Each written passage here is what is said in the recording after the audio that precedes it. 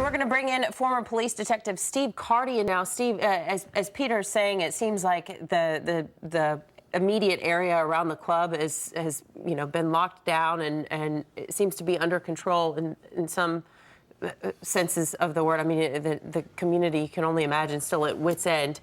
But what is law enforcement doing at the moment as for everybody in the neighborhood? Because some people are going to be going to church this morning. They're going to be going to work this morning. Well, right now, the importance is to maintain the integrity of this scene and the investigation. When we see individual murders, we look at two things. We look at money and love. When we see a mass shooting, we look at revenge or terrorism. So that's why you have all the local, state, and federal authorities in on this already. In the event of that it is a terroristic act, or was it just the act of a madman for revenge? Yeah. But the integrity of this scene is extremely critical and important. And we know nothing at this time about motive or anything like that. What would police be doing in preparation for this press conference? Are they confirming numbers, details? Potentially, could we hear about who was responsible? Could they know that by now, name and identity? They likely will not release that. They're going to keep this pretty close to the vest. They're going to release just enough information to give it out to the public so that they can quell and answer some questions that are out there. But they're not going to release a ton of details. They're going to come out very, very slowly. Sure. So the order of business, as you just said, is determining this wasn't a terror attack. Yes. So what are they looking for? Well, of course, they're dealing with all the mass casualties. They've got a huge crime scene. They've got multiple injuries. We're going to stop you there. We're going right to the press conference. This morning, we're going to have Mayor Dyer speak first. Chief Mina, Sheriff Demings will speak. And then Danny Banks with FDLE and Ron Harper with the FBI. They'll take a few questions afterward and answer what they can, but then we'll continue to provide updates as the day goes on. I asked the FBI if there are any connections to radical Islamic terrorism, and this is what we heard back. We're looking into all angles right now. We do have suggestions that that individual may have gleanings towards that particular ideology, but right now we can't say definitively, so we're still running everything to ground. Headline probably, Steve Kardian will bring him back, is that this may be an act of international terrorism. There's some suggestion in that press conference.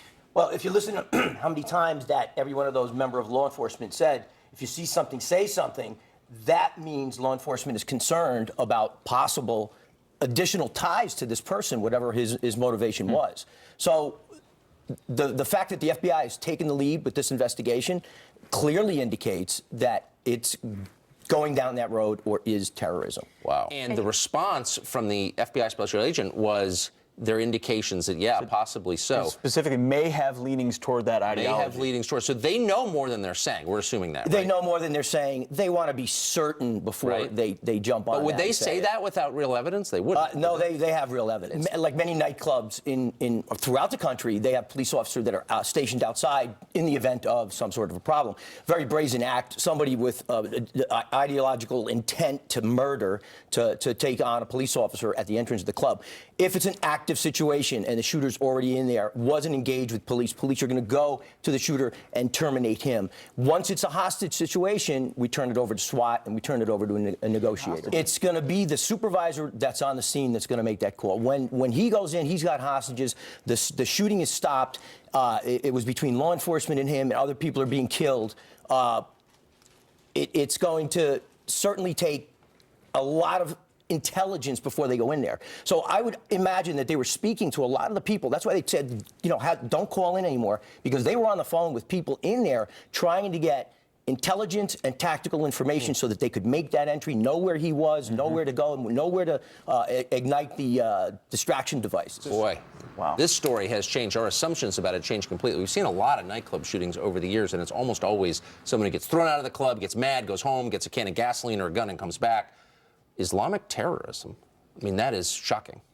Soft target. He knows that he can go there. He's got a lot of people that he could kill. Whether he knew law enforcement was there, he certainly wasn't afraid to engage him. And we have the end result here. We have a lot of people killed, a lot of people injured. This is going to, at the end of the day, going to be much worse than what we're looking at right now. Local, state, and federal officials are all working together in this collaborative effort, is what they're saying. They call the gunman well organized and well prepared. He was armed with an assault type of rifle, they said, and a handgun, and also some sort of device. It took a lot of planning. When, at the end of the day, they look at his computer, they go up on his phone, you're going to see that there was probably months and months of planning before this account. So put yourself in the police's position here. Peter Doocy asked the spokesman, is there any indication this was related to Islamic terror? The response was, what was the exact response, Pete? May have leanings toward that ideology. May have leanings toward that ideology. Would they ever in a million years say something like that, something so potentially incendiary without real evidence? There is good evidence for him to have made that statement. The FBI is very conservative, and that comes, he didn't just make that decision, well, he's a boss. That decision comes from up high to say something like that to the national media. Extensive planning. Yes. High capacity weapons.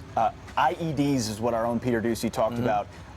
Extensive planning, as we talked about. Is this a crime scene or is this a war zone? Is this a battle? I mean, what law enforcement faced there was someone sent to kill, presumably, if the FBI is indicating what we think it's indicating, for a higher ideology. Is that how we should be looking at this? Yes, I would say that we have to look at it like this because I've been talking on mass shootings since Virginia Tech, almost every major mass shooting that's going on in the United States.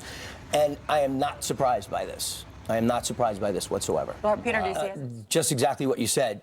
We don't know whether it's a lone wolf or whether he's a part of a bigger organization, whether he's going to come out as they did with the San Bernardino shooters, pledging for ISIS. It's just too early. I mean, we're going on what little information we have, and we can only make speculative decisions based upon what's been And yet in this political environment, it just seems to me that law enforcement officials would be really hesitant to even imply a connection to Islamic terror unless they had some pretty strong evidence. Look how long it took them in San Bernardino. Well, that's exactly right. When it was pretty obvious, pretty fast, and it took them a long time. Yes. I don't think that they want to answer that question this early, even if they have that information.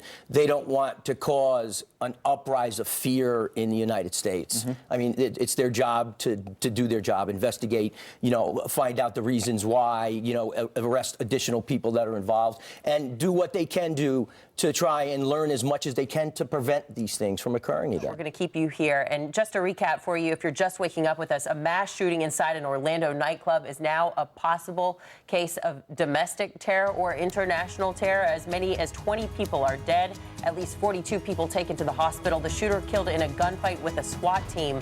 Our breaking news coverage continues right after this.